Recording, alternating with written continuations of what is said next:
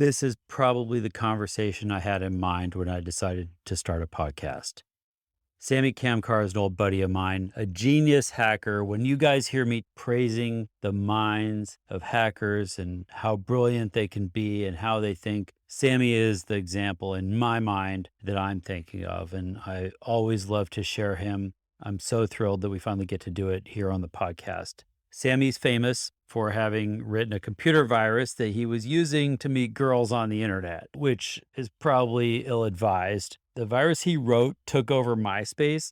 It was incredibly genius. What would happen is if you looked at Samy's page on MySpace, it would just automatically add you as his friend. MySpace is long gone, but you could imagine what that would be like on Facebook or Instagram or Snapchat. So within a 24-hour period, Samy had over 1 million friends on MySpace because the code not only would add you as his friend, it would copy itself to your page so that whenever anybody looked at your page, it would automatically add them as Samy's friend too. And it did one other benign thing, which is it would change your profile page to list Samy as your hero.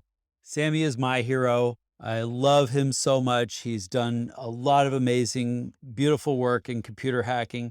He has a YouTube channel that we talk about on here some, but you should definitely go watch his videos.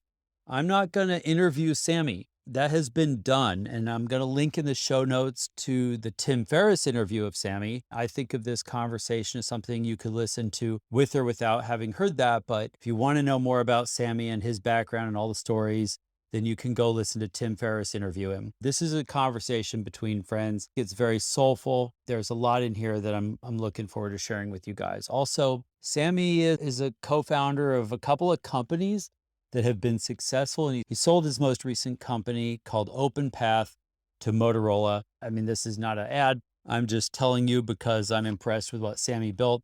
OpenPath is a physical door access control system that's way better than those cards you used to have to use to get into your office. Now you can just do it with your phone and walk right in. Samy has helped build that product and the company is doing very well. And I think you should all become customers. Oh, and I almost forgot to tell you, Samy at one point decided he wanted to become a DJ and learn how to make music. And he's the one who created the track that we use for the podcast intro that you're going to hear next. Please listen to this conversation with me and Samy. I'm sure you're going to get a lot out of it. I've never met anyone like it. He could hack anybody's phone in a matter of minutes. Who is that guy? Who can do that? Thomas is the most interesting man in the world. He's one of my favorite people on the planet. Inventor. Wicked smart. The master of cutting corners. If you had a dead body in your trunk, who would you call? He would get arrested immediately in a lineup. I stood in line to get his autograph. You know, his mouth can barely keep up to his brain. I don't actually know what Pablos does. A hacker magician. Man of the future. Future.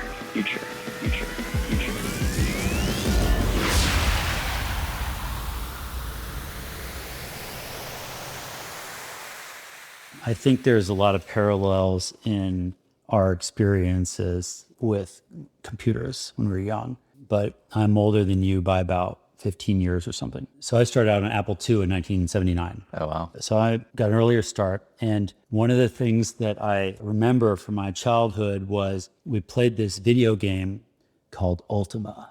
Okay. Ultima was one of the coolest video games on Apple II. Okay. And it was one of these world exploring games. Have you ever heard of Ultima?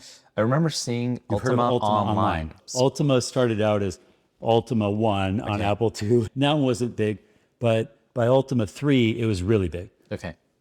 And it was kind of a world exploring game. You were like Knights of the Round Table or something, and you like went around and tried to conquer other lands and get in sword fights and shit. There was no internet, of course, no network at all. You had a floppy disk with the game on it. In those days, the floppy disk had the entire OS for the computer and your game and your files and all that on a floppy. So you boot that up, and Ultima was awesome, fun game at the time. But it was a pain in the ass to get around this world because there'd be dragons over there, some mountains you got to cross over there. There's a huge ocean in the way over here. So one of the first things I learned to do hacking computers was you could read the disk in a different app called a sector editor. Okay. So floppy disks, like record players, basically had like a big groove with data on it.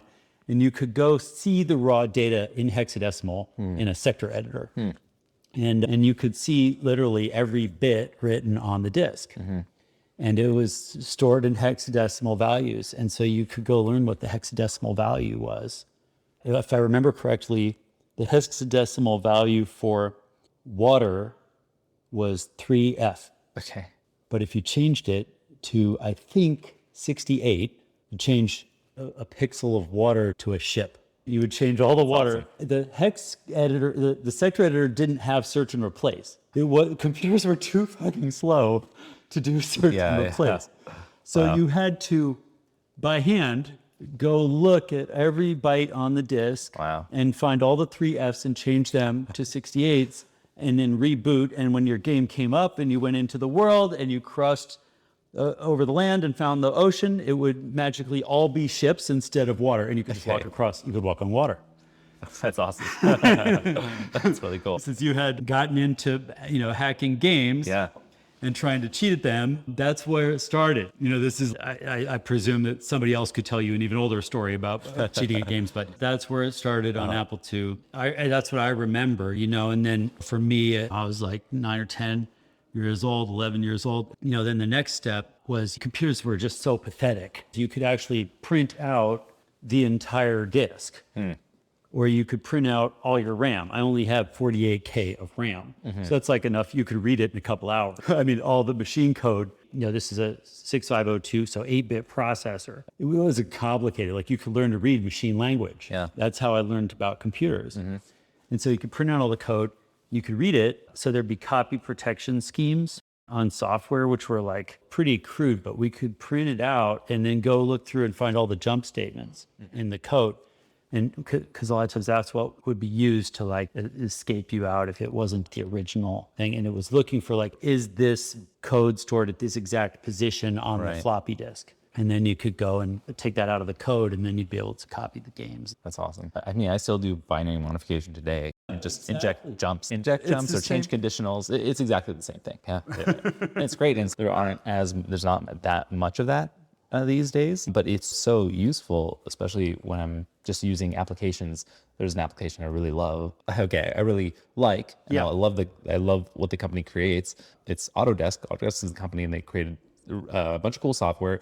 Eagle is some software. I believe they bought Eagle CAD and they added a bunch of really cool features to it for creating circuit boards, schematics, layouts, mill out boards, PCBs at home, and then assemble homemade PCBs for whatever I was trying to do, whatever I'm trying to prototype. Because I'm lazy, I don't want to send it to like a fab to print. It's a legit board. Just let me stop you there. Yeah. You're lazy, so you don't feel like sending it to a fab to make the board for you, so instead you're making PCBs at home. I am lazy too. I want everything as automated as possible. Yeah. But I'm also extremely impatient. In 2 days or 5 days or whatever it is, when the board gets here, I'm going to be over it. Yeah. Right. I'm on to the next project. It'll be 3 months before I ever circle back to that. So if I can do it today, then I can actually have something in my hands working today. So that's really cool. And I just remember they came out with a new version of Eagle one day. And there's nothing wrong with this company. I'm not, saying anything bad about them. I'm just saying like this is an experience I had, and it was just really interesting. And they had adjusted. Because I'm on the computer a lot, I like hotkeys and shortcuts. And they have this command line in Eagle, so I use it for virtually everything. If I can not touch my mouse, that's amazing. I love that. So I just type on there. And then in this new version, it used to be that your cursor was always in the command line because most people click, so it doesn't matter. Most people, it's fine. They just click around, do what they need. But for me, I'm always using the command line, so it's great. But then half the things I would do, it would get the cursor out of the command line, and I had to hit a new hotkey, an additional hotkey to get back in there. I was like, this is terrible. And the other nerds who were keyboard cowboys and cowgirls were like, hey, where'd this go? And this is on the forum. So we're all chatting on the forum, and I'm like, okay, it sounds like another version came out, they didn't fix it. I'm like, oh yeah, maybe I can fix it. So then I disassembled Eagle through a disassembler, found some conditionals, modified some conditionals, added some jumps basically, or changed a jump from not equals to just a jump. And then I released the patch on the forum. I think Autodesk lawyers didn't like that their software was getting reverse engineered. I'm a paying user. I wasn't pirating. I wasn't like modifying the protection mechanisms. I pay for their software. It's absolutely worth it. They didn't like that, so I think they took that post down. But it was a really useful tool. Unfortunately, no one else got to take advantage of it. I think a few people got my modification before they removed the post. Granted, I actually like their forum. They're very active. They listen to suggestions. I've sent hundreds and hundreds of suggestions, and they take a lot of them. So it's actually pretty cool. How much PCB design are you doing? It's not even that. It's just if there's something I don't like, I document it. And if I can just share that with the creator, I share it. Or if I can make a script to improve it, then I'll do that. So I just did that a lot. And every time I work on something, this would be a nice UX improvement. This would be a nice UI improvement. This would improve people's workflows. So I just kept doing that in a loop. And I go down a ton of rabbit holes because of that. That's just how I'd like to spend time. Yeah, awesome. From an early age, getting software was hard. These childhood memories of my parents driving me across town and dropping me off at some dude's trailer park or whatever to meet up with some sketchy old dude to swap floppies. Nice. That's not a euphemism? Nope, that was real. Okay. Swap floppies. It was so weird, just because I wanted to see what the computer could do. Okay. And a piece of software was a way to like see what the computer could do. Okay. And so I wasn't going to use any of this stuff. I didn't have anything to do. I just wanted to like fire up this program, see what it did. And then a lot of times, just because I couldn't afford more floppy disks, I would have to write it over with the next thing. Basically, internet for most people started in '95. So by the late '90s, you'd have software online you could download, which for me was amazing. Because I could just get this drip. And there were websites that would show you every day what's new. And there'd be new apps on them every day. And so I would just go download new software every day. Yeah. And probably up through 98 into maybe 99, I think I used every piece of software ever made. Okay. I was a junkie for that because I would get it, run it, click on everything, figure out what it did, and then delete it. Okay. And I would just do that every morning. That was like my morning ritual. Like run all the new software. And just fill my head. I'm driven by this belief that computers can actually be useful for people. But in order for that to happen, like somebody has to make the software for them to become useful. Probably sometime in '99, it got too fast. I couldn't keep up anymore. And since then, of course, like there's way too much software in the world. But I think like the way other people want to listen to new albums or whatever, I wanted to play with software. That's really interesting. So the whole point of that is just that I have those observations like, oh, this sucks or this could have been done differently. Or whatever. It's rare that I reach out to the creators. Maybe once a month or less, I'll send an email because I'm using your software. I love it, but it doesn't work here or whatever. I do that rarely. Okay. That's cool that you do it. Yeah, and I write software. I don't write as much software these days, but when I used to write software, I like when people reach out to me and are like, hey, this would be an improvement. I may not agree. Usually what people, if they do contact me, they have good suggestions or bug fixes, or they're like, you misspelled this. And then sometimes I'm like, that's a good idea. I'm not going to do it. I'm busy with other things. It's open source. Go do a pull request. It's on GitHub. So sometimes I'm also like, why do you expect this? For my free open source software, do it yourself. That's why I'll pull it back into the master branch. So I'm happy to accept something if it's helpful. How often do you get something that's helpful? I'd say almost every pull request on my GitHub projects are helpful or are useful in one way or another. I don't think I've ever seen anything where I'm like, I don't like what you're doing. Maybe a few times. It's just sometimes maybe the code is not well done or it's not consistent with the rest of the code, or it makes a breaking change because they didn't consider something else. I still appreciate that people do that they try to change stuff. And I do the same, right? If there's something I want, if it's something I can open source, then I'll try to do it myself first. But something like Eagle or Fusion 360, those aren't open source. I still sometimes try to do it myself. Patch the binary. Yeah, exactly. I've been a big fan of Autodesk at times. There were also times when I thought Autodesk was evil. Now it's a massive company, and so there's probably just lawyers whose job is to shut down anything that seems weird. Yeah, I understand that. I wasn't too upset about that. And I like Fusion 360, so that's a ton of fun. I use that a lot more these days, actually. Kind of a breakthrough CAD program in a sense. Like I said, I'm pretty much an expert at understanding software. Okay. But CAD software was so convoluted and difficult for me to understand. I remember like the first time I tried to learn Pro E 20 years ago. Oh,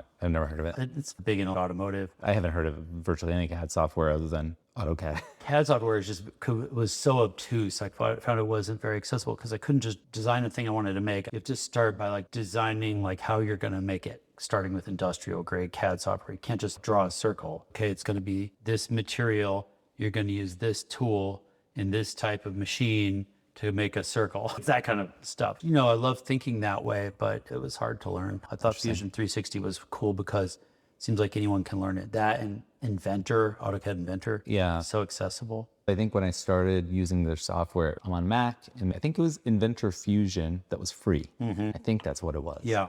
And then that was really cool. It was also really fast. Granted, I'm still running my 2014 MacBook Pro. Why? So why? I don't know. It's like it's my machine. I usually don't upgrade your MacBook? No.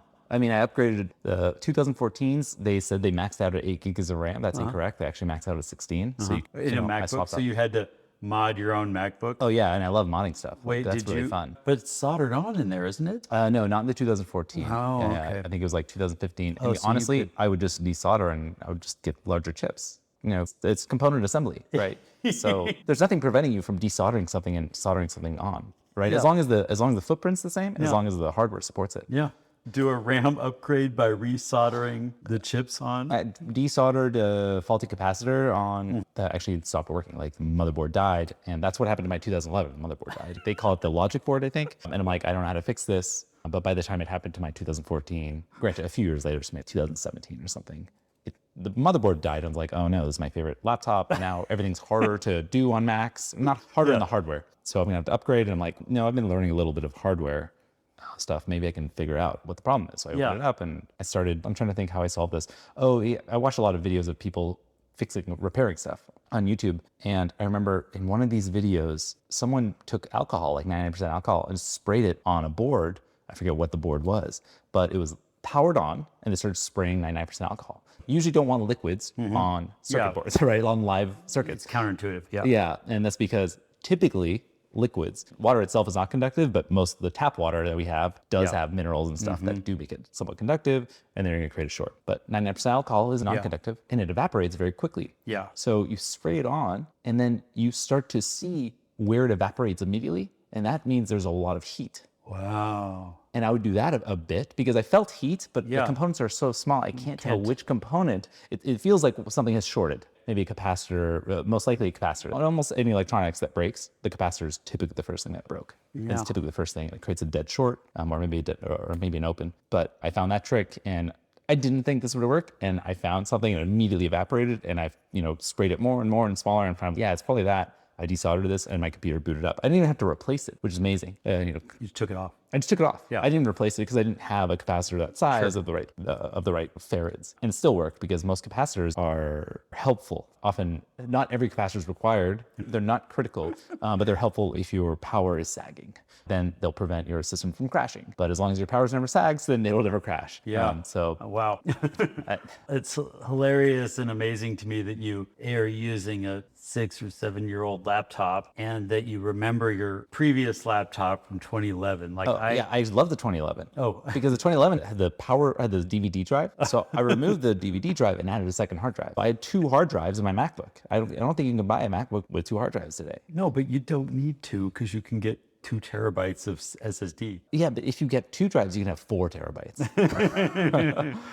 And I'm maxed out. I'm constantly maxed out. I mean, I only have a terabyte, yeah. Well, you can plug in USB-C and duct tape one to the back. That sounds awful. Oh, okay. All right, great. I think I probably had similar sentiments a long time ago, but I've since determined that other than my glasses, the thing I use the most is my computer. Okay. And so I'm just going to spend as much as possible on my computer and have whatever the newest, best thing I can get my hands on is. I've probably been through 6 laptops since 2014, maybe more. I see. Not to say I'm doing anything that on this Mac that I couldn't do on my 2014 Mac, whatever it was, because I'm probably not. But yeah, I just keep going. I can't wait for the new ones to come out. Interesting. This one is the newest, fastest thing you can possibly get. Awesome. And I can't wait for the new one because I expect it to have 4 USB ports. This one only has 2. I had one with 4 USB ports previously. Oh, I see. But when they went to M1, they went down to 2 USB ports. I've never once needed more than 2 USB ports. Okay. I don't have any use for them, but I can't wait to get them. And I suppose that you could probably add USB ports to your Mac if you wanted, but I haven't done that. Macs are not very inviting to do hardware hacking on, so it's just very impressive that you've even... They're not inviting, but I also think that's really interesting. You probably get this for people, what kind of phone you have, and you say iPhone, and like, I don't understand. Why don't you use Android? Because it's open source and it's much more open and friendly. I think it's interesting because I love Android. I think that it's awesome that there is an open source platform that anyone can use and run whatever they want. But I use both, and I really like iOS way better because I love the UX and I love the UI, and it doesn't make me upset. I don't yell at my phone as much versus an Android device. And I use both for testing. But people need to understand that you can do anything on your device. Like you actually own your device and you can modify it in any way you want. Yeah, it may be a different route. It's not using the source code. It's just using the binary code, the machine code, right? Just like you're editing your 3F to like 6.8, you can still have full control. So I jailbreak, and I now have a root shell, and I reverse engineer whatever binary I want, and I make modifications. I use Frida, which is an awesome tool, Frida. It's like my favorite tool. I don't know many people that use it, some reverse engineers, but Frida is this really cool software that works on Mac, Linux, Windows, iOS, Android, probably other platforms. And it lets you perform introspection. That means you are sitting inside of a process, any process you want, every process if you want. And you're sitting there and you have either a JavaScript or Python shell, and you can access everything. Even if the software, whatever app you have running that you want to modify or inspect, you have a shell into the app where you can access all the functions, you can access all the memory, and then you can rewrite the function to call your function first, right?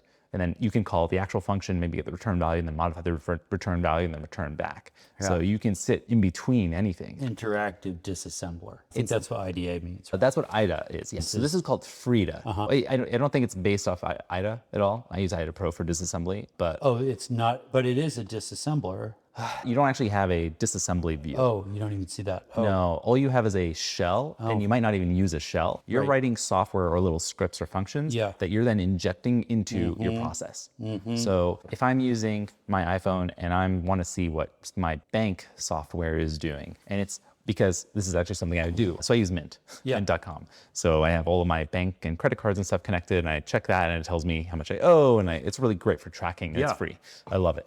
And I started using this other bank, and it connects to Mint, but every time I connect, it says I need to verify and I need to do like a 2FA. Yeah. Even though when I connect to the bank, it doesn't require me to do the 2FA. So for whatever reason, Mint makes me do this. So I actually wanted to see how Mint was connecting, but Mint uses TLS and they don't allow you to intercept the communication, even if you install your own certificate authority. But with Frida, I can inject myself into the process and then say, oh, Sammy's public authority is a true, cryptographic authority. So you can totally respect that. And now I can intercept communication and modify stuff. Yeah, or you could just shut off the check. Wow. So it lets you very easily control the software. This is exciting thing to talk about because I think one of the big problems we've had for you and I, the computers we probably got early on, you could see the code for everything. But iPads and iOS in general, things like that, it's like the hood's welded shut. It gets pretty hard. It's harder. You feel like with Frida, you can see everything. Well, I feel like, for Frida on the software side, it allows you to do a lot of that.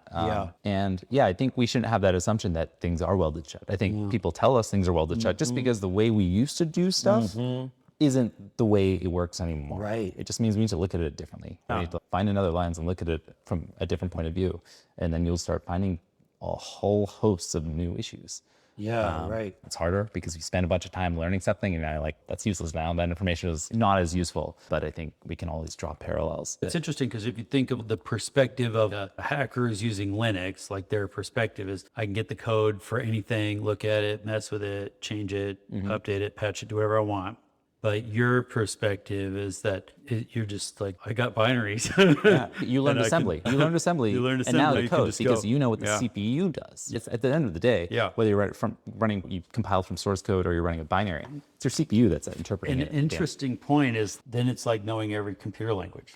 Yes. It doesn't matter what language was used. It's all going to get assembled. Correct. Yeah. And to be fair, it is more difficult, right? It's more challenging. The assembly is simpler, which makes it worse in many ways because a simple for loop is going to be 20 lines of moving memory around and throwing into registers. But you start to see patterns just like you do in anything else. That's really cool. So Frida works on all those platforms, huh? Yeah, it's pretty cool. I've never played with it.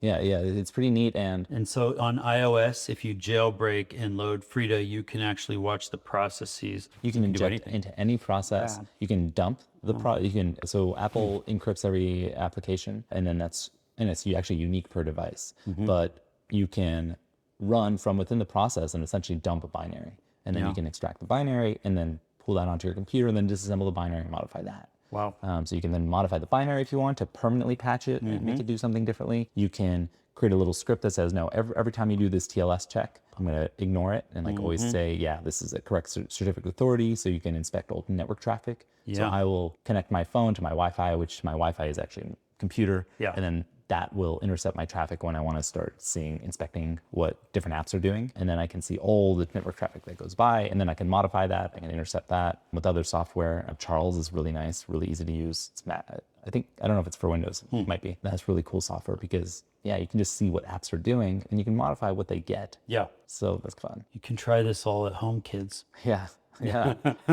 Absolutely. And if you burn down the house, don't call us. No, that's awesome perspective. I think a lot of people, even a lot of hackers, don't get that far. Certainly, computer programmers in general don't get to thinking they can understand machine code. Yeah, and it's cool if like people are into Arduino, and I was really afraid of Arduino and microcontrollers and hardware for a long time. And I think because I kept looking on the internet, what's the best book to learn electronics?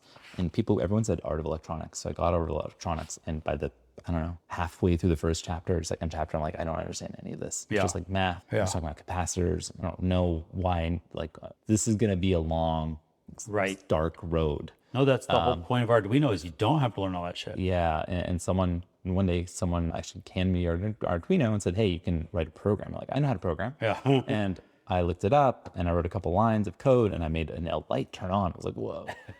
Isn't that amazing? Crazy. Yeah, it's amazing. It's like most nerds have never done anything that had a physical effect. Yeah, and it's very cool that Arduino made it that easy. Yeah. And then I remember I was like, I'm going to make it bigger and cooler, and it'll have a bunch of lights. Or more power.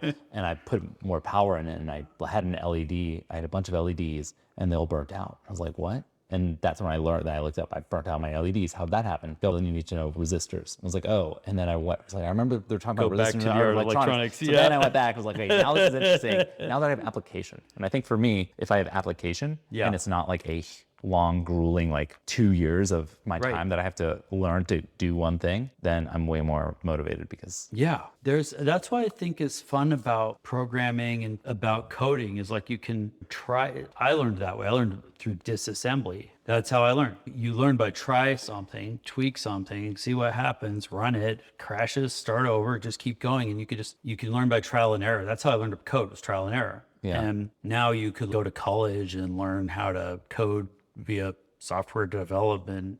I don't even know what software development engineering is like. What's software engineering? It was invented long after I started code. But the point is you can, there's so much you can learn from trial and error, and I think it's very rewarding. I think there was moments like that for me, it was on that Apple II and then later on mainframes and stuff. But HTML was like that, especially at the beginning when it was all super observable. You could just see how a web page worked. And that's how people learned to make web pages. And it's not like web page. HTML had no logic. It wasn't even a programming language, but it was observable because every browser had view source and the source wasn't complicated. And so you could learn how anybody did something in HTML that way. And I think it made it was accessible enough to get a whole generation. That's a whole generation learned about computers and learned to at least read HTML from that. And then hackers a lot learned from packet sniffing. Before we succeeded at getting fake encryption everywhere, you could just see all the traffic on a network. And so then it became inviting to say, oh, I can see all the traffic. What happens if I change the traffic? Like you're talking about. And now it's a couple steps removed because you got to subvert the SSL or whatever's happening in the middle, subvert the encryption and stuff. So it just gets a little further removed. And I think it's cool that you're keeping up in a way. There's no point, I think for a lot of people at some point, now it's encrypted, so no more packet sniffing. So they give up, and you're not giving up. You're going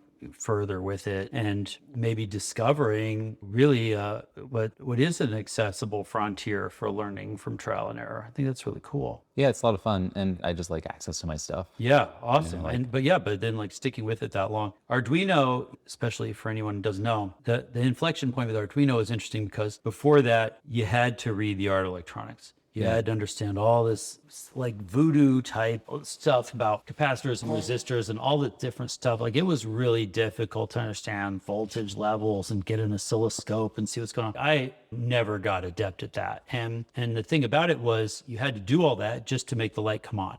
You had to learn all that shit. And then also the microcontrollers were not open source. They were very proprietary. You had to spend $5,000 to get the SDK from the microcontroller company. It was all very difficult, very inaccessible. And the cool thing about Arduino and then Raspberry Pi is it transformed electronics into Legos.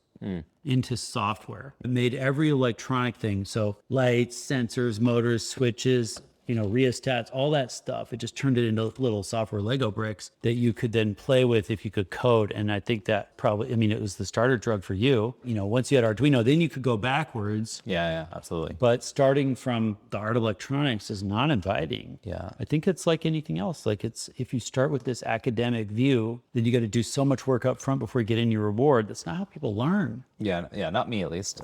It's not you, and I think it's a lot of other people. Yeah. And they just don't even know. I think you and I are so lucky because we found, one way or another, we found a learning style. Our learning style is reverse engineering. Our learning style is grab something and try to break it and see what happens. I feel like I'm so lucky to have discovered that early. I didn't realize when I was a kid that's what I was doing, but looking back, that's the best. Like, and schools don't fucking do that. And I think that's one thing I just think about a lot is I think you're smarter than me because you didn't keep going to school. I didn't go to college, but I finished high school, and I look back and I think I shouldn't have even done that.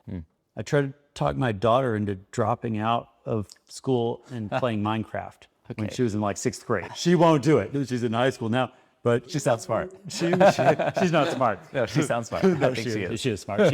She chose to stay in school. But I'm not saying everybody should drop out of school, but there's a big difference between like education and learning. Yeah, and to be fair, I was bad at school. Like, I didn't know how to learn. You were bad at school. Oh, I was really bad. I didn't know how to learn. It just felt like most of a waste of time. Not because I thought it was wasteful. It's just because I couldn't memorize the stuff they were telling me to memorize. Yeah, no, school was bad at you. Just to go on a little rant here, there's nothing that makes sense about the setup. You and I went to schools where like listen to a teacher, tell you some shit, read the textbook, and then memorize all the crap, and then take a test that shows you memorize this stuff. And it's not real. I remember learning that we've had fMRI for about the last 15 years, which is brain imaging on live brains using giant magnets. Very cool. Before that, everything we knew about brains we learned from studying dead ones. Okay. Was there any Hannibal Lecter in between? I don't know. Yeah, studying like throwing electrodes on a live brain and saying, but we couldn't see what was going on. We couldn't really with any granularity. Even now. But one fascinating thing in an fMRI is if you're in an fMRI and you're doing something that you're interested in, the whole brain lights up. If you're doing something you're bored with, it's just little blips here and there. Brains are optimized for learning what they're interested in. And nobody in a school is taking responsibility for making something interesting. Occasionally you get lucky to get a cool teacher who makes something exciting. Yeah. That's rare and doesn't scale. And even if they can make it interesting to some kids, they're probably not making it interesting for the other kids because they got 30 kids. They're not all the same. I don't know. I just think it's a fucked up system. Anyway. Yeah, it's interesting. Granted, I wouldn't know how to fix it. Like I don't want to say it's broken. I wouldn't know how to alter it to make it work differently for different people. Because I think some people are awesome, right? They love it and they're really good at it. And some people are not. Yeah, and that's challenging. A lot of people are good at it because they want to learn the rules and they want to play the game. Yeah. They want to follow the rules and they want to do, and the more structure and clarity there is around the rules, the more they can do that. It doesn't mean they're learning. It means they're playing the game well. And even though it's totally fine, it's out of your jurisdiction to figure out how to solve education, I'm interested in this because I think we're the success stories. We're the dropouts who succeeded at figuring out how to learn. We didn't figure out how to play the school game, but we figured out how to learn. People who succeed, they succeed in spite of school a lot of times. They succeed in spite of the attempt to educate them. You succeeded in spite of attempts to educate you. By figuring out that this isn't working, your view of it is that like, well, I sucked at school, but my view of it is that school sucked at serving you. And then you managed to go learn anyway. The computers for you and I were bottomless pits of intrigue. It crashed. Well, what if I put in a 0 instead of a 1? Oh, it doesn't crash. So you could just go deeper and deeper. And my experience with that was in physical isolation because I was in Alaska. And you had some similar experience where you were basically, in your home alone forever and just digging deeper and deeper into the computer. And because you were interested in it, you could put the hours in the frustration. Like learning computers is very frustrating. They suck. And they're relentlessly unforgiving. It's not like, oh, you got pretty close. Good job, kid. No, it's like, nope, crash, boom. And for me, you know how long it takes to boot an Apple II? And then get it to load some code? I got an 84. I got one of the first 1,000 Macs ever made. Wow. And that thing takes forever to boot, off a floppy disk and crashes. And then you got to boot all over again. Like you can only, my learning speed, when I finally got, like when I hit it big by the late 80s, and I could convince everybody to let me have their computers, I had 3 Macs in front of me at all times. Nice. One I was using, like giving it a command, one that I was waiting for it to show like progress bar on the screen, just computing. And the third one was rebooting. Okay. And I would just keep 3 Macs busy all the time. That's really funny. Because then they didn't have multitasking anyway. Like you could only do one thing per Mac. That was your alt tab. There was my alt tab was switched to the Mac that was not that was done rebooting. Oh God. Anyway, all right. Amazing. So all I'm trying to say is there is something you can contribute to this here. Like picking apart your experience is so valuable because you learned how to learn, and you think of it as, oh, I sucked at school and I'm a dropout and I failed at this and that. And what you actually figured out is like how to be wildly successful. In some things. Doing stuff, figuring things out, making stuff, and we're not all good at everything. In fact, none of us are good at everything. Like I suck at a lot of things, and I don't know. I think that's really cool. Yeah, it's interesting. All of that is now kind of going deeper and deeper into computers brought me into hardware, and then going deeper and deeper into hardware is now getting me into physics, which is pretty cool. Okay. Because that's ultimately how everything works, right? Yeah. At the hardware level, it's wow. really just electrons moving across conductors, and pretty much everything's electromagnetism at that point. So I think that's been very everything in computers. Yeah. Everything in computers. That's amazing. I never took physics in school. I guess you probably didn't either. No, I'm a total noob. So me too. Yeah. I learned,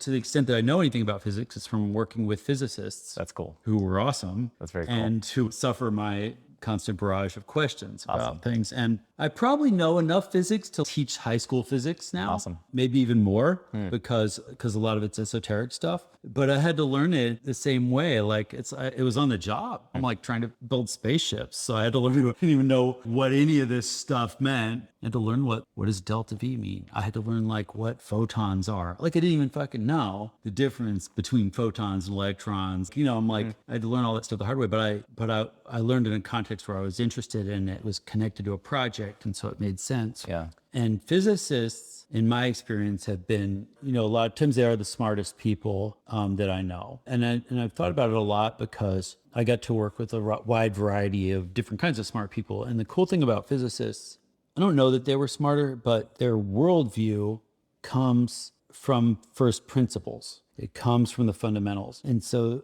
they end up with this amazing understanding of everything from the ones and zeros and the bits and the atoms all the way up. It's made me very excited. And, one part of me thinks, well, that sucks that I didn't learn more physics in school, but it's probably my fault because I didn't stay long enough to do that. But I also think, especially compared to other sciences, it's so interesting and useful because if you learn physics, then you can go a lot of places. And also the physics education in universities is very, very heavy on math, and by necessity it involves a lot of coding. And so the physicists have turned out to be useful in a lot of ways. Their personalities can get in the way, but except for that, their training makes them useful at doing projects because they can code, they can think things through logically, they can think things through from first principles. I love it. It's so exciting that you're turned on to physics now because that goes deep and has major rewards, I think. Yeah, it's pretty interesting and really challenging, and I'm just on 101 stuff. How are you learning physics? I mean, I try to set maybe goals. I try to set goals for myself that some are hard goals and some are simple goals. If I just have the hard goals, then I get demotivated because it takes too long and I'm impatient. But if I set small goals as well, I get rewarded by those. So I return to those. I work on the hard goal for a bit, and then I return to the small goal. I get really interested in hardware. Again, back to something like an iPhone, we have these things like we have these secure enclaves or trusted platform modules, basically chips that store secrets. And the idea being that if I grab your phone, I can't get in. I don't know your PIN. I can't easily reproduce your face ID, your touch ID, your fingerprint, hopefully. So FBI has tried to break in. They couldn't do it themselves. They had to hire, I believe, an Israeli firm to break in. So I want to, even on that chip, I'd like to have access. That security chip, I'd like to actually have access. And working with microcontrollers, which are really just small computers, sometimes I'll buy something, Xbox or whatever, and it'll have a microcontroller. And that will run some code, and I want to run different code. And it won't let you. It'll actually say, no, you can't run different code. Or if you do run different code, it's going to erase. You have to erase the existing code. I'm like, no, I want the code on there. because I want to modify it. They're like, no, you can't have that because they put debug protection. They call them fuses. They're not actually fuses. They're e-fuses. It just means this computer, this mini computer, the microcontroller is a mini computer. It boots up, it checks this e-fuse, which is just something in memory. And it just says, hey, am I in debug mode, or am I allowed to go into debug mode or no? The bit is written at the factory. This is no, you can't go in debug mode. And it says, okay, and it starts up its boot sequence. And if someone tries to put it in debug mode by connecting debuggers, nope, I won't do that because I'm not allowed to. And in debug mode, you can expose all the software. You can download that software, you can modify it, you can upload it, you can then inspect the memory again. So it's like all that stuff, but instead of your computer, it's some other device, some smaller device typically. And I wanted to start getting access to those. It's like the BIOS on a PC or something is like exactly, this too. yeah. BIOS on a PC, the secure enclave in the phone, something in your Xbox or your PlayStation. Yeah. If you're trying to run your own code on those things, maybe it's a wallet, a Bitcoin, a cryptocurrency wallet. So all of these have these protection mechanisms.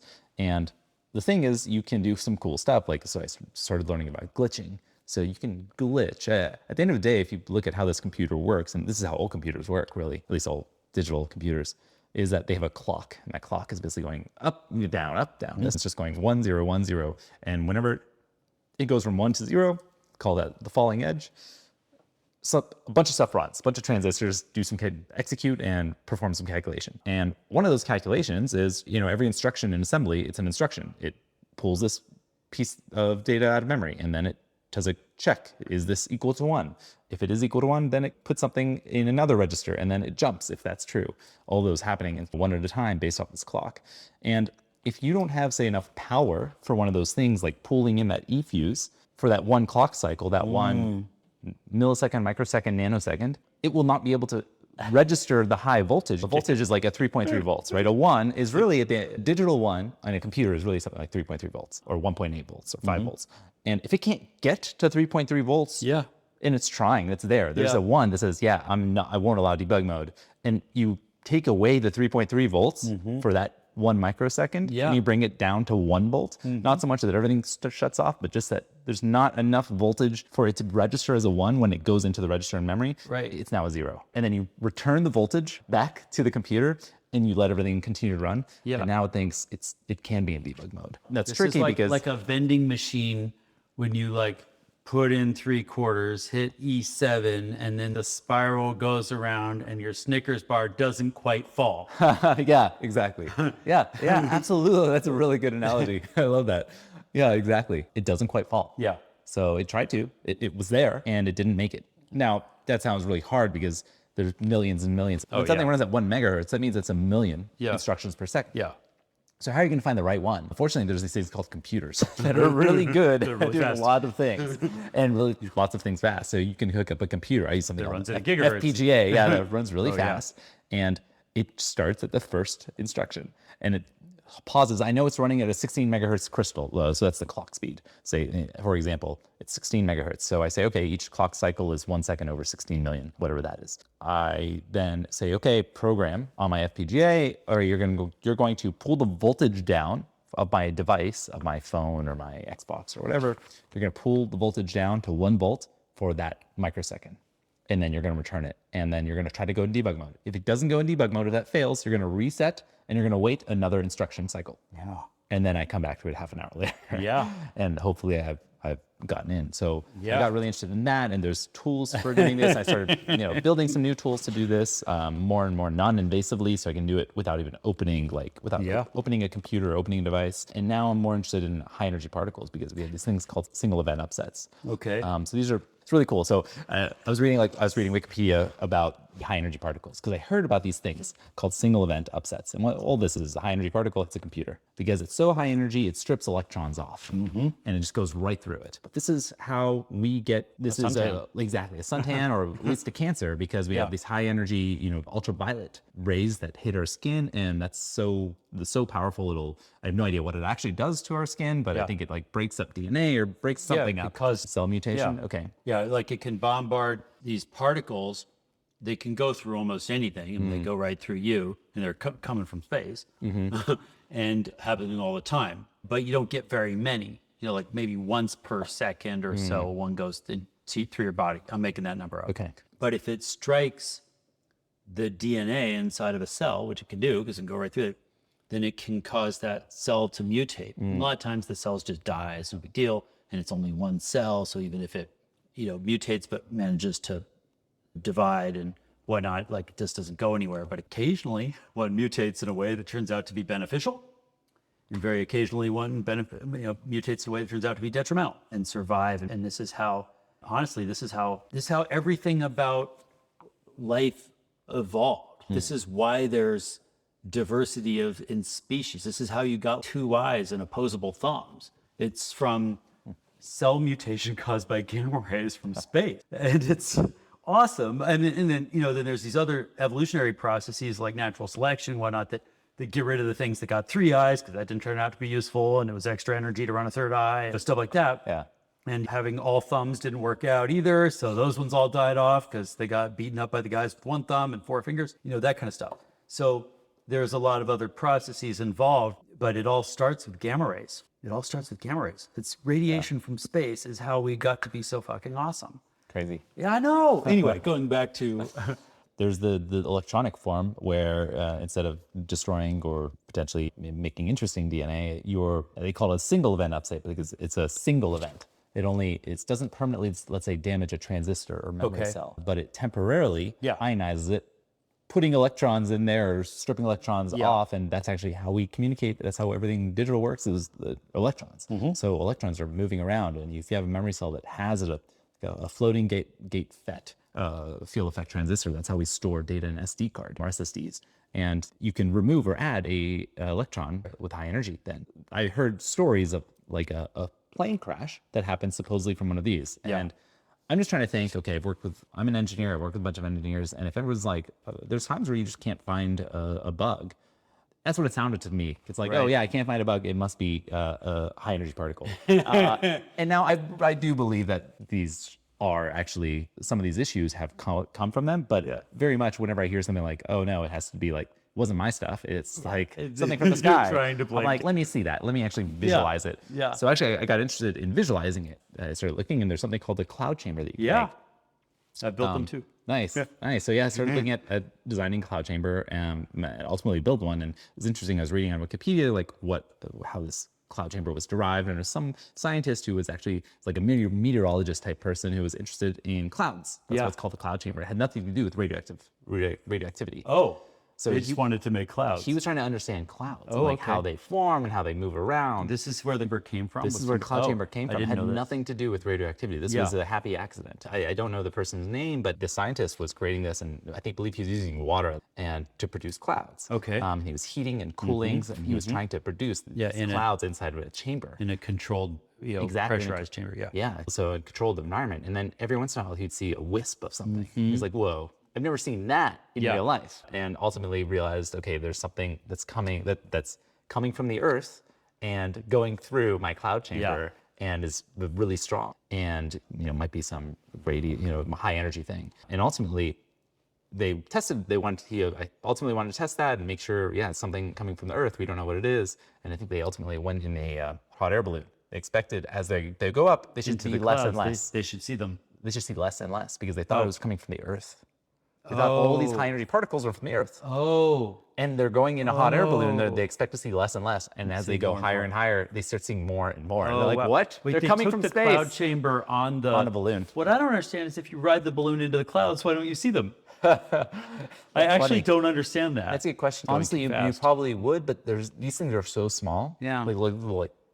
I have a little video of one in my own, and it's just so tiny that you have to be like looking at it. So what's your radiation source? Nothing at you're just using I'm waiting natural for radiation. Granted, I ordered some Fiesta ware. Yeah. No, I'll send you some uranium. Oh, nice. Okay. Yeah, we'll hook you up. Awesome. Once you want a real radiation source, a little bit of uranium will do it. Okay. Just put it, and then you'll get a whole bunch. Yeah, I bet. And you'll get to see them. It's cool. Yeah. And I mean, you got a Geiger counter? I do. Yeah. Okay. Yeah. But there's this Fiesta ware. The red Fiesta ware. These red plates that I guess they're using some radioactive material for the color. But it's very small amount in the red paint. Yeah. I'd be curious to see. I'd just be curious to see that. Yeah. I don't think you'll see anything. I don't know. We'll see. Yeah, I guess we'll find out. Or it'll be nominal. But yeah, I was curious to see, okay, well, now that I can see it and I built a cloud chamber to do this, now I want to put a computer chip in there. Right. And put basically something like Arduino for memory. Great. And fill it with random data. And then Fill I'll it have with zeros. Yeah, I could fill it with zeros. I don't know if I'm going to get a 1 or a 0 ultimately, so I could do both. Yeah. But yeah, that's a good idea. It's easier do to one tell or if one or something both. flips out, anyway. And then, yeah, just constantly read off and have a camera. Yeah. So I want to see both. I want This to is have a camera awesome, Sammy. and an entirely, independent system Yeah. that is electronic. Right. And I want to see the electronic system say, oh, that's weird. There's an error. There was supposed to be all zeros or all ones, and now there's not. And I want to see a timestamp, and I want to see a video. And I want to put them together, because I don't think that's ever been done, of seeing an actual high-energy particle modify a computer. And then if I can start controlling these high-energy particles and then producing them, then I should be able to, Control evolution. yeah, more just on the digital side than the biological side. Might be the same thing. But I think that would be an interesting way to control these. This is a rad project, which I've both never seen and I don't think ever thought of, so I love it. Computers in space, for example, is a problem. We have to shield them because otherwise you'll have too much of that, like so much radiation. And this is, it's a problem for humans in space. If you look at the study with the twins, where one of them's an astronaut and he spent 300 days in space or whatever, I forgot his name, Chris something. There's a lot of detrimental effects to humans being out in space without an atmosphere to protect them. Yeah. And same with computers. So once you get this all working for fun, you should take it on a plane, because on a plane, you're actually being bombarded by a lot more radiation. Yeah. Because it's just aluminum and it doesn't insulate you very well. And being 6 miles up in the atmosphere, you get a lot more. So maybe once you build the thing, you could test it more on a plane, depending on how often it might take a year to get an error off the one you're building. But if you take it on a plane, it should be, I don't know if it's like an order of magnitude or something, probably more radiation. And then if that doesn't work, we'll put it on a balloon. Oh, that's a good idea. That'd be really cool. We'll put it on a balloon. Yeah. And send it up to, probably can get easily to 70, 80,000 feet. You could also probably put it on a spacecraft, but the problem with that is, well, it's not a problem. You just want to know like what the spacecraft is made of, because it might be insulating as well, because they use exotic metals in these modern spacecraft. Okay. So it could have an effect. If that doesn't work, then you build it as a CubeSat, and you have the spacecraft take it up, jettison the thing, and then you would have unfettered access to radiation from space, right? And you can see what effect it has. This actually, now we're into territory that may have actually been tested before by Motorola, even in the past, when they're trying to figure out about building satellites and computers in space and how much effect does the radiation have on them. Have you ever tried decapping chips? Yes. I do that at home now. Okay. Yeah. So instead of like a chemical fume hood and okay, all right. started to learn using acids. I heard an interesting story. I assume it's true. I've never validated it, but I heard that when astronauts were first going into space, there was an astronaut and he started seeing flashes of light and was like, oh no, there's something wrong with me. So he didn't tell anybody. Someone else also started seeing flashes of light. All these astronauts were seeing flashes of light, but were afraid to say anything. And ultimately, like someone finally said, hey, did you see that like flash? Like, it wasn't actually like any real light. Right. And he's like, oh yeah, I'm seeing flashes of light too. And apparently, supposedly these high energy particles are basically going through their retina or some part of their eye and causing them to see light, even though there's no light. And they would see it even when their eyes are closed. No, and that's probably serious damage. I don't know. I have no idea, but it's kind of interesting trying to think of putting myself in that position and be like, yeah, I'm not telling anybody that I'm seeing things. That's one issue. I mean, although you'd think astronauts would be trained to like talk about any weird stuff just for the captain's log or whatever.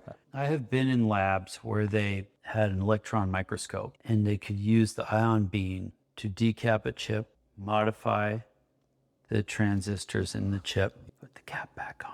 Oh yeah, focused ion beam to lay down and remove and add metal. That's pretty cool. That'd be really interesting. I won't speculate about what they were using it for on record. Yeah, there's some sophisticated shit out there. Might be fun to get you a SEM with an ion beam someday. Yeah.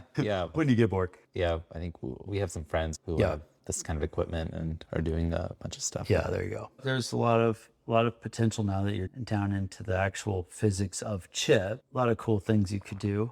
Yeah, and so much I don't know. Well, I mean, there's cool stunts to do. I mean, hacking iPhones has a certain appeal since so many people have them. Yeah, it's interesting. I mean, I've definitely been trying to get away from attacking specific companies and more attacking like protocols. And that's why I'm interested in physics, because I'm not attacking anything. I'm just attacking the way our world works. So I think that's become more interesting. Mother Nature is more forgiving than apples. Yeah, it's just cool when you find an issue with something that is just entirely prevalent and is the way everything works. That's just the way it works. It's like, this wasn't a vulnerability. It's just maybe we didn't see that this would happen. Well, I think it's a really important part of the process for bolstering the protocols.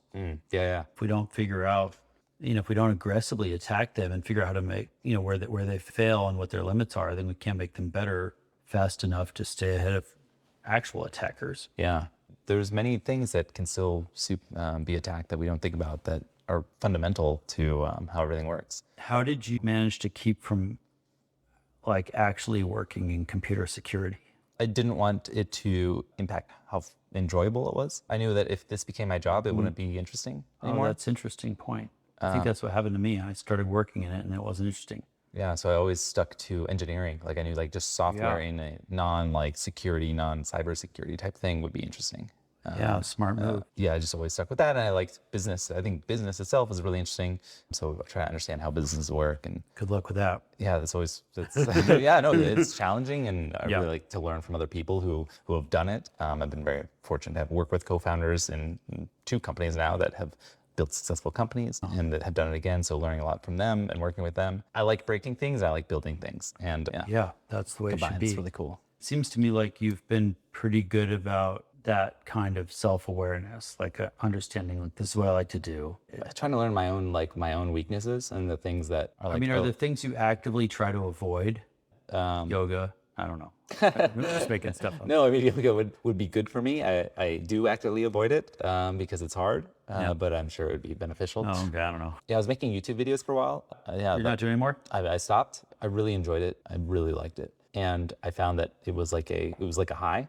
I get high off releasing a video. I knew that a bunch of people would like it. A bunch of awesome comments. Right. It was like beneficial. It was fun. The projects were interesting. It got me to like try to finish projects. And then I also realized, wow, my happiness is dependent on a bunch of people that I don't know. I mean, I'm okay with my happiness being dependent on people that I respect and know. But it's really tough when I'm like, wait, why am I being necessarily controlled? Not that they're controlling me, but I'm allowing my own happiness to be controlled by a mob, and not a mob in any negative way. It's a large group of people that I don't know. And that's my own weakness, is like, I wish I could just not enjoy it so much. Like, I'm okay with chopping off the peaks if it removes the valleys. So I try to compress my emotional state. I like peaks. I want to feel that high, but I know that will probably come with some sort of valley.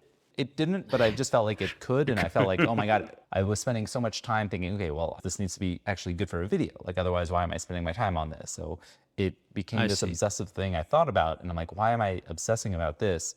Because I care what other people who I don't know will think about something. And like, no, I don't want other people to control my mind. And that's my own issue. Nothing to do with them. It's just me like wanting to feel that ego boost. I think I really enjoyed that. I still do. But then I'm like, all right, it was fun. I loved it. I really enjoyed doing it. Yeah. But I'd rather try to absorb those peaks from other things that are not controlled by a large group of people that I don't know. Okay. I guess I found that was my concern. So I just, at that point, I was like, okay, I should stop this, or maybe I'll return if I can chill myself out, not look at these numbers, not care about the output. Are you your own psychotherapist, or did you get some help from like Scientologists or what? No, I'm kidding. No, I didn't go to anyone. I think I was actually like, wait, why am I concerned about what other people think? For me, I think my own basic rule that I've tried to establish for myself is like, I should do whatever I want, and I think people should do whatever they want as long as they're not intentionally hurting somebody else. And that's the kind of base thing that I try to go off, that in the golden rule. But now I just like was thinking about it, like, why am I feeling that I have to do all this stuff for these people when like this is also probably a short-term thing? I think that was another thing. That was another issue for me. I was like, I've been learning that the more I invest time in something, the cooler output I can create. The higher peak I can actually reach, but that takes longer time. So I used to do projects that were weekend projects. I mean, every weekend I would do a project. Every weekend I still work on projects. Then I found like sometimes I could create something really cool once a year on one of those weekends. Okay. Right? I do weekend projects every weekend, And then one weekend would be like an awesome project. And then I started spending time a week on a project. I should see. create even Yeah, better try to projects. outdo- I can create a cooler I get stuff. it. If I want it now, I'm at the point, I'm 35 now. I want to spend years on a project. Yeah. Or besides business, I want to spend even on my free time years on something because that will probably be incredible. If I have to constantly think, oh man, did I release a video because I have to like appease the algorithm and all this stuff, it's going to actually detract from what I'm capable of producing in the future. So I did cut that off so that I can now focus more of my time on a larger, more interesting project. And I have no idea what that is. It's more like learning. So it's a lot of learning now. Never thought about that, but like, I think that's how this is really interesting because there's a certain value to delayed gratification. So that's one aspect to this. You know, if you have to feed the algorithm, by extension, the people who are clicking on shit and watching it and whatever, then it's making you optimize for short-term goals. Correct. And so the potential is there for you to achieve more important or bigger long-term goals if you aren't distracted or fixated on that. Distracted, Okay, well, that sounds pretty awesome. I mean, there's so few people who can focus on long-term goals at all that the fact that you somehow decided you want to do that is incredible. Like, you should just fucking run with that. Yeah, I'm lucky because I had short-term goals and then I had slightly longer-term goals and slightly longer-term, and I was like, wow, I actually get better and better things when I invest more time that's in amazing. something. I mean, for a minute there, I thought I should try and help this guy figure out how he can go back to making the videos for YouTube because he loves it. But honestly, like, we have a lot of people making YouTube videos, not like yours, but there's plenty of that. And it is very short-term oriented thing. And if there is something we need in the world, it's more long-term thinking of every type.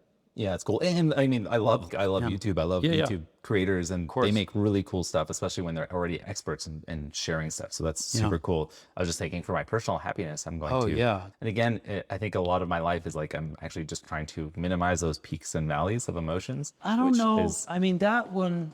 And not necessarily the peaks, but I think if I am addicted to this peak, there will probably be a valley afterwards. And how do I reduce? I'm trying to get rid of the valleys, right? I don't want to. That's what I don't want to. And that's so I try not to put a lot of desire on things, right? Because that, if I can't get it, or I don't get it, or I fail at something, the valley won't be nearly as bad or as bad at all. There's certainly a natural human thing where we try to, like, minimize suffering. Absolutely. Right? So that's the reduce the valleys part. I mean, I still feel great when good things happen. Yeah, that's good. Certainly, like, you're entitled to minimize valleys, but you're really fucking good at handling them and turning them into growth. Like, you've already done that.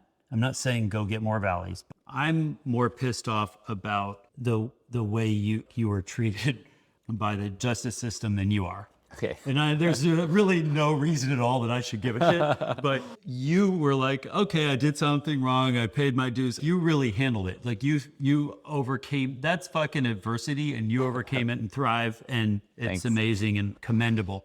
And everybody should learn from that. When I was younger, maybe I could have done it. Now it would be too difficult for me to accept that. Okay. And even I can't even accept it on your behalf. To me, it's like, this is fucking unjust, and I'm going to get revenge, and I'm not even normally like that. So there are so many good stories and so many examples in your life already. And it's not just that. It's your dad, the shit with your mom, all that kind of stuff that I don't know the details, but I don't need to. Like, there's adversity there. Sure. And you overcame the adversity. And when you look in your life, and when I look at my life, the only people I'm interested in are the ones who suffered adversity and it didn't break them. They somehow overcame that and thrive. Those are the people who I value. It's not the ones who escaped it. They're not interesting. You inherited this money from your dad. You invested it in real estate. And now you're like golfing. Fucking amazing guy. That's not interesting to me. Cool new yacht. I don't give a shit. Those people are not interesting. And the ones who succumb, which is what you see the most. So many people, and you can't blame them, but they succumb to adversity. It breaks them. They become angry, they become vengeful, they become broken, and they are unable to thrive. And it's sad, and wouldn't wish it on anyone, but also those people are very hard to put to good use too, because they're broken. But the ones who find a way to overcome that adversity and find a way to thrive. I mean, those are the best people, and you're one of them. You're one of those people. And you could argue, yeah, other people had it worse than me and I got lucky because I only got 3 years or whatever it is. But it's not a contest. Everybody has something, and it's how you handle it, and you handle it so well. Reducing the valleys, kind of get it. I've had lots of valleys that I fucking wish I didn't have to, but you learn from them. But like you said, you wish you didn't, right? You wish you didn't. You wish you didn't. You probably are happy that you went through some of them. You're probably like, oh, this was awesome for me. Yeah. This was good because I learned something out of it, or I became stronger in certain ways. But you would never wish it for yourself again. Or on anyone else. Or on anyone else, even if you're going to learn from it. I don't want to trigger a valley for me, even if I'm going to learn from this. But I know, but you don't. I'm glad everything happened in the past, right? That's right. I won't change that's anything, the story you tell. You wouldn't change it. but I would never wish it thankful upon for it. myself. I or know, anybody else. but it's this like paradoxical. Well, that's conundrum. because it already happened, right? Yeah. We already went through it. It's easy to say Right. after you've gone through Okay, something. but like how much effort needs to go into valley avoidance? If I could go back in time, and like, hey, this was gonna happen. This is what you're gonna feel. And Yeah. I'm like, nope. Yeah, No, yeah. thank No, you. no, I know. I know. Yeah, I don't know. Like some things. So for example, like I think you do this too in a way. There's personal growth that I want, that I know I need. So like one example that I think is easy to understand is like when salsa dancing became an obsession for me. The process of learning to dance, learning to salsa for a guy really sucks because you have to go ask girls to dance knowing that you suck. Okay. And they're not going to be impressed. That sounds hard. Yeah. It sounds really hard. challenging. And if you don't drink, because I don't drink and probably should have learned to drink before learning salsa, would have made it easier. It's really hard. Like there were nights when I would just go to salsa, sit and watch, and never ask a girl to dance because I was a beginner and I knew I sucked. And I would like go back to class, learn a little bit more, Interesting. and work my way. That process, I mean, it really was frustrating for me. I'm not proud of how I handled it. I should have been more outgoing and sucked it up. But it was tough for me to do that. I couldn't put somebody through dancing with me knowing that I sucked. Now it's a little different because I can dance and I feel confident enough about it that I can do it. But I kept going back for years. Okay. Knowing that I sucked, I kept going back. I would go out and be like some nights, be like, if I saw somebody I knew from class, be like, oh, let's dance, and then it was like, because they already knew I sucked and I knew they sucked, so it was fine. It was painful, and I put myself through it, Oh, that's really cool. And I mean, I like that. And I know you don't suck anymore and you're awesome Thanks. now. Yeah. But I also would Only say, people who don't dance salsa think I'm awesome. well, yeah, I don't. I also think it's okay to suck, right? And to That's right. suck indefinitely. Right? Yeah, that's I right. think that's okay too. Yeah, that's right. And I think, maybe that was an example of one where the valley wasn't so bad that I quit. And maybe if it had been worse, I would have. I probably would have quit like immediately. Well, Just putting myself but you have other things dance that you shoes. didn't quit. I quit machine language as soon as I could. I quit disassembling as soon as I could. I'm the guy running the other direction, going to higher and higher level. Like I'm not even coding. Like Python is beneath me. I'm like, if I can't do it in English, I'm not doing it. I code via email now, and I can't wait to get my hand on Codex. I don't know if you've seen the OpenAI project. Oh, yeah. You just talk to it and it writes code. I haven't had time to dig into that yet because I know it will be a huge rabbit hole for me, but I can't wait. Cool. And I'm like already okay, now that exists, what abstraction layer can I go on top of it? Because I'm like, all these things are building blocks for me. They're Lego bricks for me. I'm like trying to build with all these technologies. So I don't want to go deeper if I don't have to. Having done that helps me so much, but not what I'm doing. And so I love about you is you're just going the other direction. You're like deeper, deeper, deeper. Disassembling, running processes on an iPhone wasn't good enough. I'm going to go down and figure out what that transistor is doing and see if I can stop one electron at a time.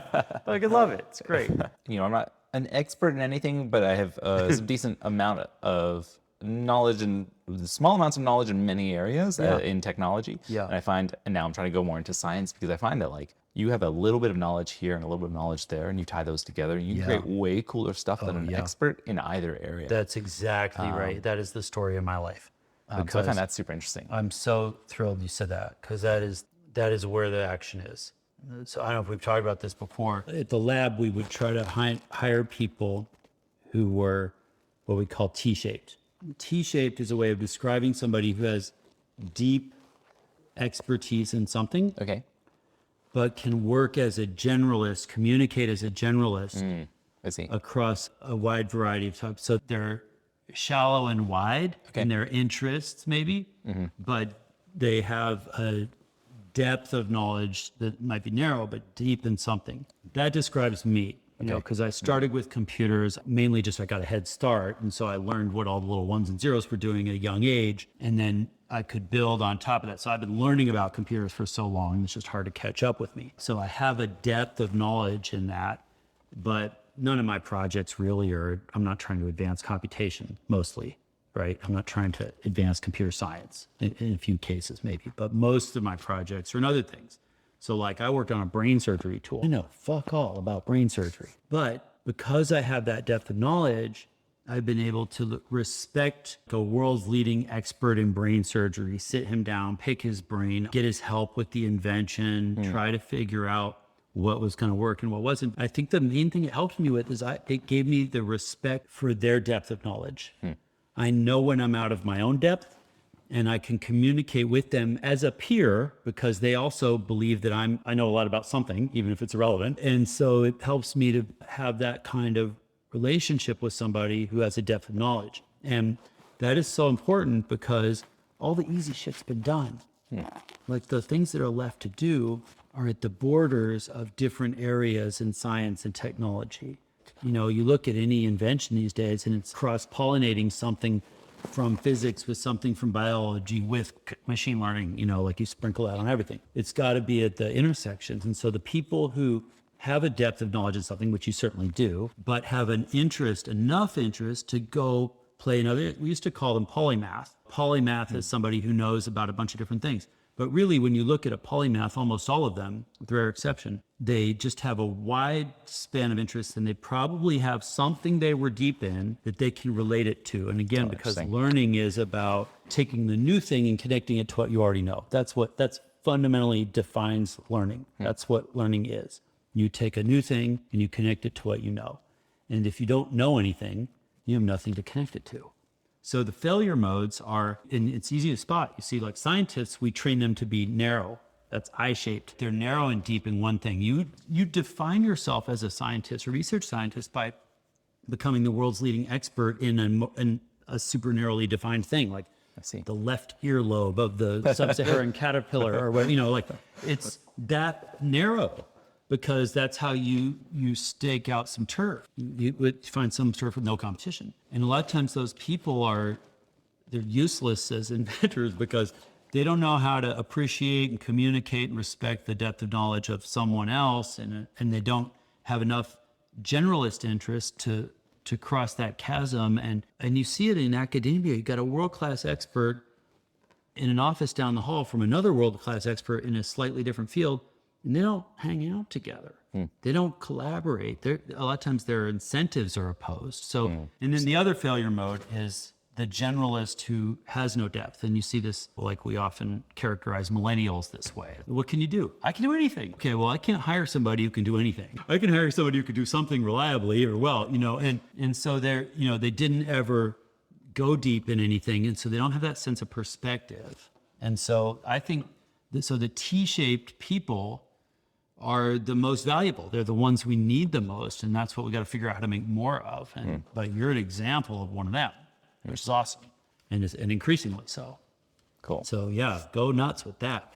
I think it's cool. Personally, I'm like just wildly impressed with what you've chosen to prioritize. Like you're making really great life choices. I don't know if that maps to like feeling like you had to make them for yourself from such a young age or what, but like that's a pretty impressive amount of self-awareness to figure out I have awesome YouTube channel, I'm a star, everybody loves me, I get great dopamine hits, and I think I'm just gonna, you know, get a more balanced life by just not doing the thing I love. I don't know. That's a pretty impressive thing to do.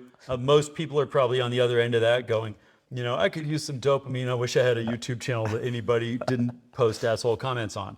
I gotta say, I was surprised by the comments. Almost everyone positive. It was very positive. Yeah, I've never seen that before. All the comments on videos of me are pretty derogatory. So I don't know if you know this. Well, you know that I do a lot of public speaking. Yeah. And I did it because at first I did it because I just thought it was funny to like go scare the shit out of people by stealing their passwords live on stage. And then I started to try to have a point. Once a year, I'll do a talk that does not have you in the deck. You may not know this, but I've been all over the world, hundreds of thousands of people in live audiences. I don't even keep track. I'm making up numbers. It's at least that. And almost always I start my talk with a slide that shows the population growth curve for humans. Okay.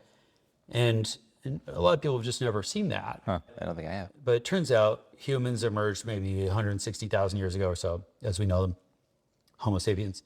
And then it's just like thousands, and then it's like hundreds of thousands for like, millennia. And then it's like millions for a couple more millennia. And then not until the last 200 years do we go from millions to billions. Wow. So like when you look at the classic Silicon Valley exponential growth curve, whatever, it's human population follows that curve. And the real reasons for that are things like diseases, eradicating humans. I mean, most people don't realize 400 million people died of smallpox alone. Wow.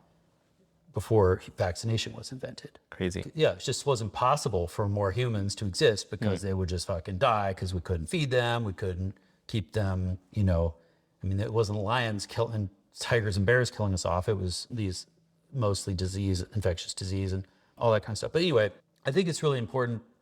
I use that every time because I want to give them a sense of perspective about where they exist on the span of human history. They exist at the top of that growth curve. Like we exist now because of all the problems that we've solved or partially solved that were keeping humans from thriving. And that's feeding people, giving them jobs, creating economies, giving them homes, building homes. I mean, all that kind of stuff. That's humans inventing a technology that helped us solve a problem at a larger scale. I use that just to help people get a sense of like, okay, what's going on here? Well, what's going on is we have to figure out how to take care of 7 billion humans now. But the next slide that I always show, I used to talk about you for 20 minutes. Like I'd show like, this is Sammy, this is the cool, because I don't want to talk about myself and I want to show you have so many great hacking exploits that are fun that people can relate to. And that's what I was trying to show. And I'm trying to help people understand that part of what sucks about them is their brains are programmed by whatever mechanisms out there to like brainwash people to not be very interesting. And your brain is a great example of the kind of brain that can figure out what's possible. So now I've whittled you down to one slide, and I usually only I'm like, this is Sammy, and let me show you one cool thing about him that he did, but I use that as an example of hackers. I think are great, and why I like to talk about them is because most people don't really know them. They stay in the basement, and they have these amazing brains that can figure out what's possible. You're so good at figuring out what's possible, and sometimes it requires, a lot of nights and weekends and sacrificing other things you could do and a lot of focus that a lot of people don't give things. I don't know if you've seen the latest season of Orange is the New Black. Yeah, no. See, you're not fucking around. You're not wasting your life on Netflix, which is fine because we have a lot of people who can do that. A lot of really good Netflix experts out there. We should leave it to them. But you are, devoting yourself to learning to go deeper, and you're learning how to figure out what's possible. And I use that as an example, even though you don't probably think of yourself as an inventor. I think of you as an inventor because this is where the inventions start. It starts with, figuring out what is possible. From that, you can then go figure out, okay, what's useful? Like how do we build from this? One thing I think would be interesting to pick apart is, like the company that you have now, you're doing these door access systems. The product, I'm guessing, probably came from you figuring out like, oh, we could actually do this in a different way. Yeah, sitting with my co-founders, and we were actually sitting in our friend's office. He lent us his key card to get into his office, and it was beautiful office in Range Ray, and it was on, I don't know, the 12th floor or something, and I'd go up, and then someone would call, one of the co-founders would call me, Alex or James, and be like, hey, I'm here, and I'd go back down and be a pain in the ass. I'd have to like go down the elevator or take another 5 minutes, and like, this is like so annoying. And then I think one day we got an office, and we had a business idea that we started working on, unrelated to what we're doing today, and we had like lost our parking badge, and it was a huge deal. It like cost a lot of money to replace, and it was just like such a pain. It's like, why is this so hard? Why can't we just use our phone for something like this? And like, I could just use my phone to unlock the door downstairs if I want to let someone in, or if I could just exit the parking lot because my phone is in my pocket, and hey, that has wireless technology like Bluetooth. Why doesn't that just talk to the parking gate, and it can just let me out or let me in? And then we're like, wait, what we're doing is actually our original idea is like, this makes way more sense, because the problem we constantly run into, we've all previously had companies and we had to deal with badges, and they were always a pain. Maybe we should build a physical access control solution that's just like easy to use and not a pain, and also secure, because you and I also know that these things are super insecure, and you demo stealing credit cards over RFID. Well, it's the same thing for access control, right? You can steal anyone's access. We got this device off of like AliExpress. Okay. That you just point it at any HID card, and it'll and then you can read it, and then if you have blank ones, you can write it. Exactly. And so you can just like, anyone can do it. Yeah, you could just stand by the door, and when someone walks by, just clone their card. It's so dumb. Nuts. Yeah, so we still support cards, so we support cards if you want, and then we also have our own cards which are encrypted and unique. The company's called OpenPath. Oh, it's called OpenPath? Yeah, OpenPath. The thing I think is, that's missing from that story though is like any other couple of guys could have sat down and thought, okay, I mean, I installed a HID card system in a hospital when I was 14 years old.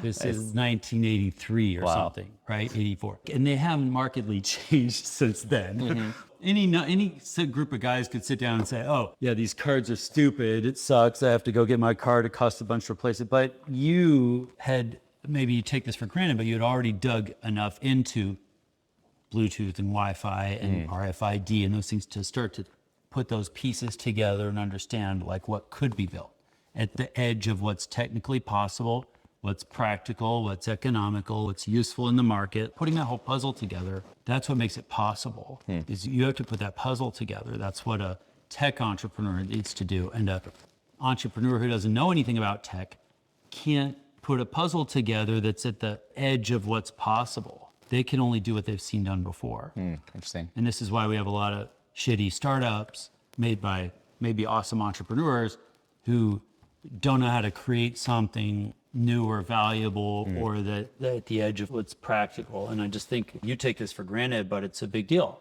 I mean, that's interesting. I mean, I like, if I could distill it into a very simple thing, because like that's how I understand things is I try to distill them, and I try to have a very basic system that I can reuse. Okay. Right? Because I don't like complex things. I want to understand how things work, and I just want a very simple, like a little bit of information to understand something. And it was what we have right now is a pain to use. So we thought the next best thing was we make an app. Okay. And we made a prototype. We made an app. Yeah. And it allowed opening the door. And I think the first day we're all like, this is cool. And I think I tried it once and it was neat. And then I walked out and I walked back into the room to like test it. I'm like, no, this is terrible because this isn't better. It's more work. It's like we all like realized after a few days, no, this is actually worse. Yeah. Because I have to pull my phone out. I have to unlock my phone. Yeah. I have to find the app. I have to get out of my Gmail, find the app, open the app, hit the door that I want to unlock. Yeah. It would be versus a card that I could pull out of my pocket and swipe. Or just I might as smack well your just, butt up against the reader. yeah, smack your butt. I might as well just tape a card to my phone. That would actually be easier because then I could just take my phone out. Yep, there you go. And swipe it, and that would Or be embed an easier. RFID in the back of your hand. Yeah. Hey. Yeah. Oh, yeah. So exactly. And at that point, we're like, why would we? If it's not easier, then what's the point? Like, why are we making something not as good? Like maybe it's good in some ways. You forget, people forget their cards. They don't forget their phones. But if it's easier, and I think like that's how I think we distilled at least this idea is like, this is not better. We made something worse. Yeah. We've actually created something worse that would probably be fine for a lot of people. People would be like, oh, it's on a phone. I like that. And probably some people would buy it. And then we started thinking, and we're like, oh no, what if we don't pull out our phone and don't, just like, today you have to pull out a card or smack your butt. What if you don't pull out your phone? and you just walk in, you touch the reader, you wave at the reader, and it just knows it already connected to your phone over Bluetooth. Then it can authenticate. You can use actually secure encryption that you can't just copy with a cloner, even if you inspect it, even if you sniff all the traffic, because we are using TLS. Like we are using SSL. TLS, but in whose issue? Over The Bluetooth. service? Oh, okay. And we TLS over Bluetooth. Okay. Yeah. And then anyone can issue, like everyone has their own certificates that are unique, and they can re-provision at any time. They control their certificates. Yeah, so it's not public CAs or anything like that. Yeah. And then Don't use once public we did that, CAs, kids. yeah, I mean, why is the Hong Kong post office able to like release a certificate for your domain? Yeah. It doesn't make sense. Yeah. It went so far off the rails. Like your browser has like 1,000 root certs. Yeah, it's crazy. It's like taking the key to your front door, making 1,000 copies and giving them to the nearest 1,000 neighbors and telling them like, oh, try not to give it to anyone shady. Yeah, Right. so bad. Yeah. So far. And I mean, even ones that are trustworthy are like one of them will get hacked. It right, does, every yeah, year. right. No, it does. Right. You don't have to hack anyone in particular. You just have to hack Right. any of them. Yeah. It's like, it's so bad. It's so dumb the way that played out. Anyway, never mind that. But yeah, I think if I could distill it, it was like, okay, what makes my life easier? That was ultimately, I think, how it went down. Is like, what makes our lives easier? That's the art. And then you put in the things that you learn, like, okay, we should make it secure so it's not easy to hack, and like. But it's the willingness to put an absurd amount of work and of hard work into making your life easier. Yeah. yeah. That's what it is. Yeah. And it's really funny because I mean, I think you might be like this, but I know I'm like that when I'm like, okay, I could send a PCB to Osh Park and not have to worry about it, or I could learn how to like mill and spend honestly months of my time trying to get the CNC mill to work and like cut PCBs. And finally I got another mill that was much better. And then that was awesome. And now I can just do it at the drop of a hat. Oh, do you have an other mill? I do have another mill now. Awesome. Yeah. Oh, good. But My buddy Bree made those. Oh, awesome. And they're very cool. Oh, they're amazing. Yeah. Oh, good. You're happy. Okay, that's awesome. I love it. Once I got another mill, PCBs were super easy. I spent 6 months trying to get another CNC mill to try to make them. And I was successful in doing it. But yeah, just spent a lot of time so that I could do something a little bit easier. The investment of time probably doesn't make sense, but it's now also you really know fun. more. Yeah. It's a lot of fun. You know, Right. I mean, I'm doing less of that in my life now, but so much of my life was like trying to get my hands on tools and learn to use them in a wildly inefficient way. But also running every piece of software you could, right? To learn how they all work. Same thing. And it was hardware too. That's like why, I mean, a lot of the jobs I took, like going to work at Blue Origin, it was like they had bought out this machine shop. Okay. And the old machinist whose shop they had bought, he came with it. Nice. That's awesome. So we had this machinist and all these, and none of this was CNC. He brought all like the nice. Manual. pre-CNC. Okay. Oh yeah, All manual. We had mills and lathes and everything that were all manual, and he had a pile of like just tools, everything. And we eventually obviously got CNC. But I would just look at these machines and just fantasize about what I could make with them. And then I went to work for Nathan Myhrvold. He told us what he wanted to do. He's like, well, I want to do this invention lab. He told us the whole thing. And we're like, that sounds crazy. That's not going to work. We're completely convinced that it was crazy and not going to work. But even as we were sitting there with Nathan, like trucks were showing up full of tools. Oh, wow. He'd been staying up past midnight every day on like industrial auctions, buying every piece of, it was like Noah's Ark for scientific equipment and for tools. So we had this huge building he had gotten to build the lab in, and we're just watching these tools show up that we'd always fantasized about having, and we're like, holy shit.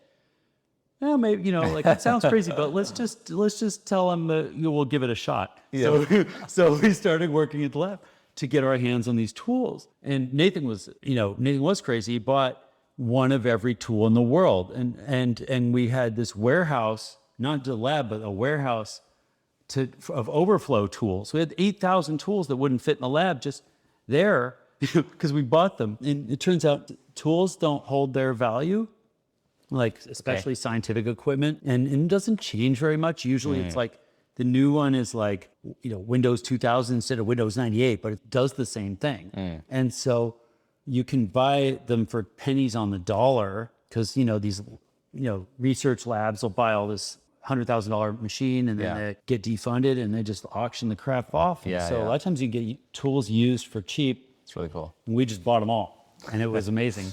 So yeah, I don't know, a lot of my life was trying to get access to tools to learn them. Wildly inefficient, learned a lot, wouldn't change a thing. That's really cool. I think this will be fun to share. Awesome. Like there'll be a lot of people who like hearing this conversation. Very cool. Yeah, it was a lot of fun. I couldn't be more impressed. Thanks for hanging out. Let's do it again sometime. Thanks for doing it. It's really cool.